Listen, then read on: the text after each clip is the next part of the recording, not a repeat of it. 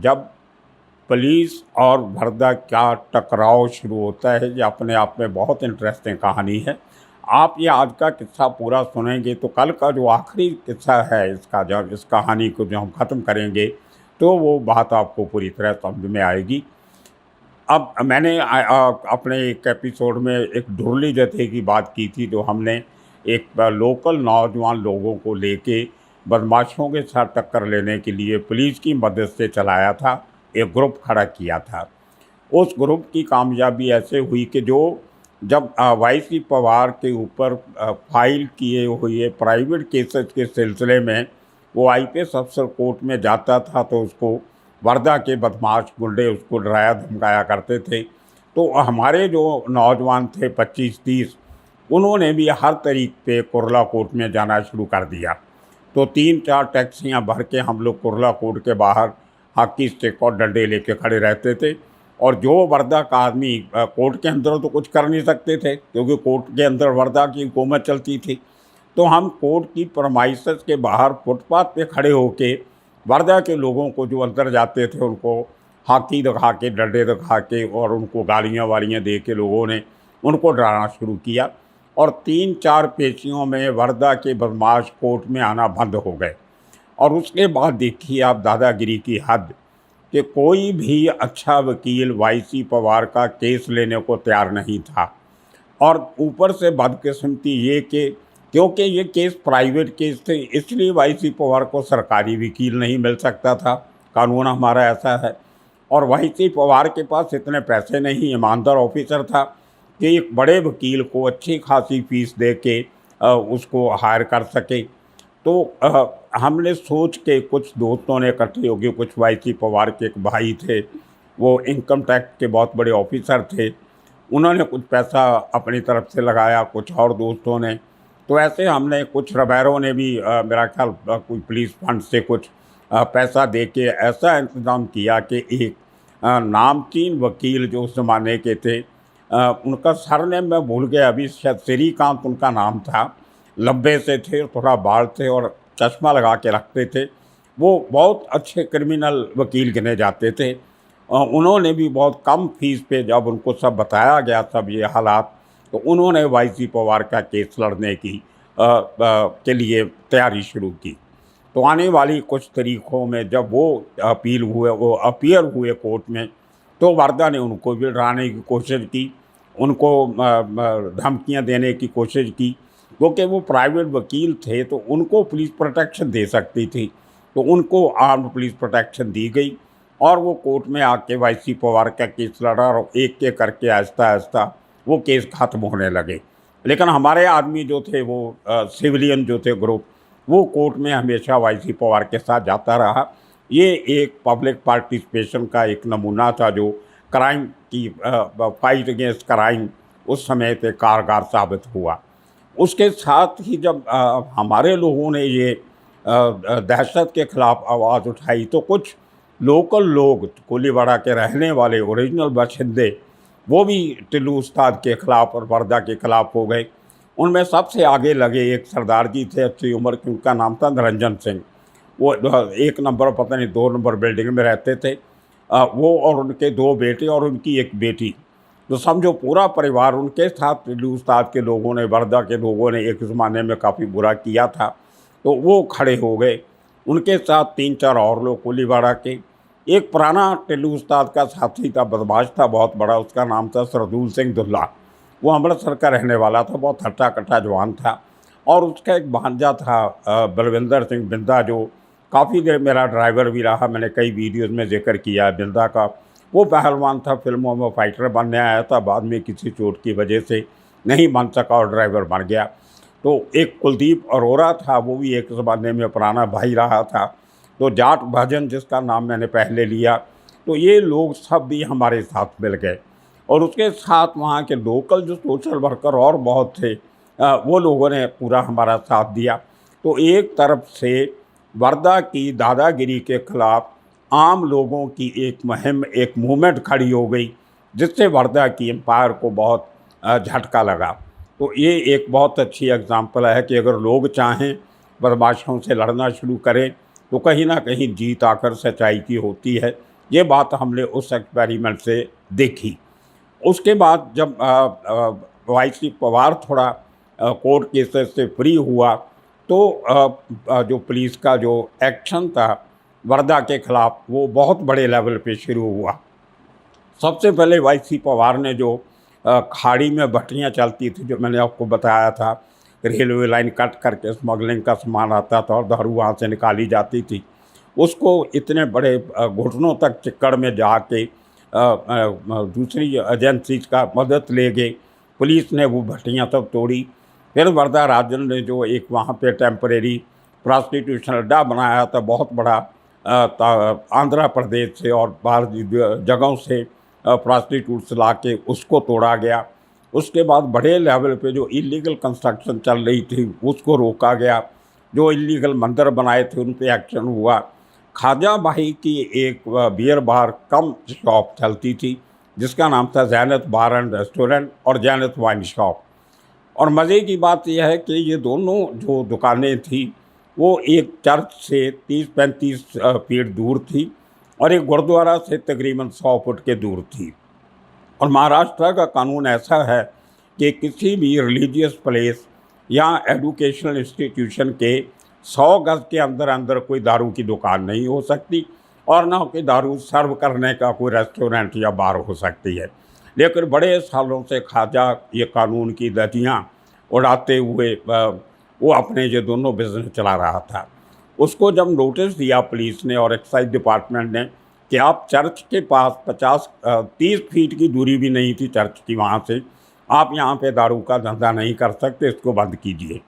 तो आदमी high court में चला गया, बोलते मेरा जो धंधा है शराब का वो पहले से चल रहा था, चर्च बाद में बनी है इसलिए चर्च को हटाना चाहिए। लेकिन वहाँ पे जो गुरुद्वारा था वहाँ से 100 मीटर की दूरी पे, वो तो बहुत पुराना गुरुद्वारा था, गुरुद्वारा सिंह सभा उसका नाम था। तो ख्वाजा ने उसकी मेजरमेंट करवाई इस तरीके से कि वो 101 गज़ निकली। तो बोलता है ये 100 गज़ का कानून है लेकिन मेरी जो दुकान है वो 101 गज़ दूर है। मतलब बड़ी लंबी लड़ाई चली। वो बेसिकली लड़ाई तो सुप्रीमेसी की थी। वर्धा अपनी ऐंठ रखनी चाहता था और पुलिस को छोटा दिखाना चाहता था। खैर अल्टीमेटली वो कानून की वजह से वो वाइन शॉप नहीं बंद करनी पड़ी, वो आज भी चल रही है। तो इसी तरह जो टिल्लू उस्ताद का अड्डा था बहुत बड़ा, जहाँ पे शराब के अड्डे, जुए के अड्डे ये सब चलते थे, वो रेलवे की प्रॉपर्टी थी। तो म्यूनसिपल कॉरपोरेशन और पुलिस जब उसको तोड़ने जाए तो टिल्लू उस्ताद रेलवे के पेपर सामने रख दे कि मेरे पास तो रेलवे की मंजूरी है। तो अल्टीमेटली रेलवे अथॉरिटीज़ को कंट्रैक्ट किया गया, फिर उनकी मदद से टिल्लू उस्ताद का वो अड्डा उठाया गया रेलवे प्रोटेक्शन पुलिस को साथ में लेके। तो ये इस किस्म की लंबी चौड़ी कहानी जो थी वो पुलिस की और वर्धा की लड़ाई चलती रही। अब जब वर्धा में प्रेशर बढ़ने लगा तो वही पुराने हथकंडे पॉलिटिकल प्रेशर, तो दिल्ली से होम मिनिस्ट्री का ऑर्डर आ गया कि वाई.सी. पवार के 3 साल पूरे हो गए हैं तो इसको वहाँ से ट्रांसफ़र किया जाए। लेकिन जूलियो रोबेरो जो पुलिस कमिश्नर थे वो बोले नथिंग डूइंग, ये ऑफिसर बहुत अच्छा काम कर रहा है, अभी हमारी लड़ाई अंडरवर्ल्ड के साथ शुरू हुई है एक तरीके से, तो इस मौके पे इसको यहाँ से रिलीव करना हमारी पूरी जो मुहिम है उसके लिए अच्छा नहीं होगा। तो हर 3 महीने के बाद ऑर्डर आ जाए। जो महाराष्ट्र के होम सेक्रेटरी थे वो एक चिट्ठी लिख दिया करें, जूलियो रोबेरो पे प्रेशर डाला कि वाई.सी. पवार को रिलीव करो, दूसरा आदमी पोस्ट करना है। खैर करते करते रोबेरो ने 1.5 साल और निकाल दिए लेकिन वाई.सी. पवार को ट्रांसफ़र नहीं होने दिया। मैं कई बार हैरान होता हूँ कि आज के कोई IPS अफसर में शायद इतना दम नहीं होगा जो दिल्ली की सरकार और स्टेट की सरकार के ख़िलाफ़ जाके एक ईमानदार ऑफिसर के साथ इतनी मजबूती से खड़ा रहे। तो खैर उसी ज़माने में फिर वर्धा ने एक और चक्कर चलाया कि वाई.सी. पवार को बदनाम किया जाए ताकि ये बदनाम हो के यहाँ से अपने भाग जाए, इसकी ट्रांसफ़र तो हो नहीं रही। तो उसने एक जो 2 इंस्पेक्टर थे सीनियर, मटुंगा का सीनियर इंस्पेक्टर देशमुख और एंटोपिल का सीनियर इंस्पेक्टर सैमसन, उन दोनों को इसने, वो पुराने उसको जानते थे, बड़े सालों से रिलेशन थे, उसने उन दोनों को बुलाया एक सीक्रेट जगह पे। वो बाद में मालूम पड़ा कि वो धारावी का एक गराज था, वहाँ पे इन दोनों से उसने इनको दारू वारू पिलाई और काफ़ी लंबी चौड़ी बातचीत की और उनकी पूरी जो वार्तालाप थी वो रिकॉर्ड की गई एक कैसेट पे। तभी कैसेट्स हुआ करती थी। तो उस जो वार्तालाप थी उसमें जो कैसेट पे रिकॉर्ड हुई ऑडियो कैसेट पे, उसमें उसने बोला कि आप लोग वाई.सी. पवार से क्यों डरते हो? आप तो मेरे आदमी हो। सीनियर इंस्पेक्टर ऑफ पुलिस, थाने के इंचार्ज, वो वर्दा भाई को जी जी भाई भाई करके बात कर रहे हैं उसमें, और वाई.सी. पवार को गालियां दे रहे हैं और जूलियर भैरव को गालियां दे रहे हैं, बीच में सरकार को बुरा मंदा भला कह रहे हैं। तो वो बड़ी अजीब सी कैसेट थी, उसमें कई शब्द ऐसे थे जो मैं भी नहीं बोल सकता पब्लिकली। तो वो रिकॉर्डिंग जो थी वो मुझे मालूम पड़ गया कि वाई.सी. ने वर्दा ने ये रिकॉर्डिंग की है। उसमें पूरा जो मतलब था, मकसद था, वो ये था कि कुछ इस तरह से उस कैसेट को पेश किया जाए कि ये दोनों इंस्पेक्टर्स को वाई.सी. पवार ने भेजा था वर्दा के पास कि वर्दा भाई वाई.सी. पवार को माफ़ कर दो, उसके खिलाफ जो केस चल रहे हैं आपने फाइल किए हैं वापस ले लो, वो बहुत परेशान है, वो नर्वस रैक हो गया है, वो सुसाइड करने वाला है, ये है वो है, इस किस्म की बातें उस कैसेट में सब हुई। तो वाई.सी. पवार को इस बात का इल्म नहीं था कि मेरे दो आदमी वर्दा के साथ इस तरह मिल के बात कर रहे हैं, और वो शराब पी के बहके हुए, वो तो बड़ी अजीब सी हालत हुई। तो जब मुझे मालूम पड़ा कि वो कैसेट ऐसे रिकॉर्ड हो गई है, तो मैंने अपने तरीके से वो कैसेट वहाँ से निकाली। अब मैं नहीं बता सकता कि कैसे निकाली।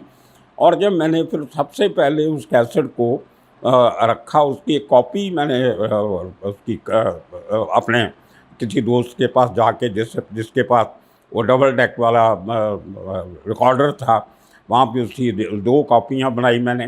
फिर उसको 2 दिन बैठ के मैंने ट्रांसक्रिप्शन किया, पूरी वार्तालाप को अंग्रेज़ी में ट्रांसलेट करके लिखा, अपनी पूरी एक रिपोर्ट बना के रखी, ताकि कभी मेरी इनकी कॉपी करते करते कहीं मेरे से ये कैसेट वापस चली जाती हैं तो मेरे पास कोई रिकॉर्ड नहीं रहेगा।